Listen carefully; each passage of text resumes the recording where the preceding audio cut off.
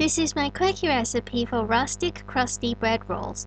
They're super easy to make and taste super delicious fresh out of the oven. This recipe makes only a small batch, but you can easily double it if you want to. 175 grams of strong white flour in a mixing bowl. Ignore what my scale says, that's including the weight of that spoon. 3/4 teaspoon of instant yeast,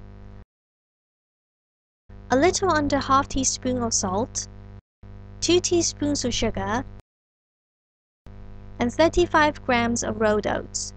You can make them without the oats, I'll talk a bit more about that at the end of the video. A quick mix.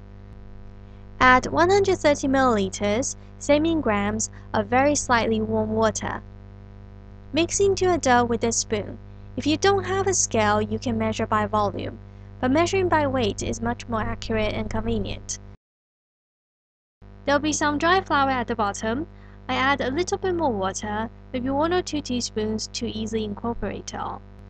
Just mix for a couple minutes until all combined with no pockets of dry flour. It's wetter and stickier than normal bread dough. And it's done! I line the baking tray with non-stick parchment paper. You can use foil, but grease it generously with vegetable oil. I'm making 5 rolls today, so I spoon 5 mounds onto the tray. Sometimes I make 4 bigger ones or 6 mini ones.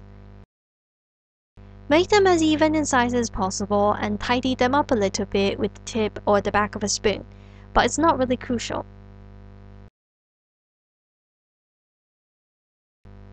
To prevent sticking, I have greased the plastic wrap with vegetable oil, or you can brush the top of the dough balls with a little vegetable oil.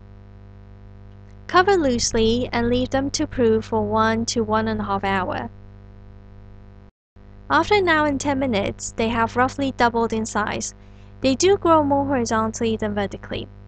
If your dough rises too quickly, like they already doubled after 30 minutes, try using cooler water or a cooler proving spot next time. For this recipe, it is best to have at least an hour proving time. Remove the plastic wrap carefully to avoid deflating the dough. The oven has been preheated to 220 degrees Celsius or 200 for a fan oven. Place on the middle shelf and bake for 15 to 18 minutes. And there they are, nicely browned on the top and bottom. Serve immediately or transfer onto a wire rack ASAP. They're definitely best eaten fresh and warm. The outside is crusty but not too tough. The inside is soft and fluffy. The flavor is really nice. It doesn't taste oaty, but the oats add a very subtle sweetness. If you like your bread saltier or sweeter, you can use a little more salt or sugar in the dough, but not too much more. They do become dry the next day, then I slice them in half and toast them. To make them without oats, use 210 grams of strong white flour, or here I've used 175 strong white plus 35 wholemeal. The rest of the ingredients are the same. This is tasty too, but I do prefer the oat version. Thanks for watching. I hope you give this recipe a try.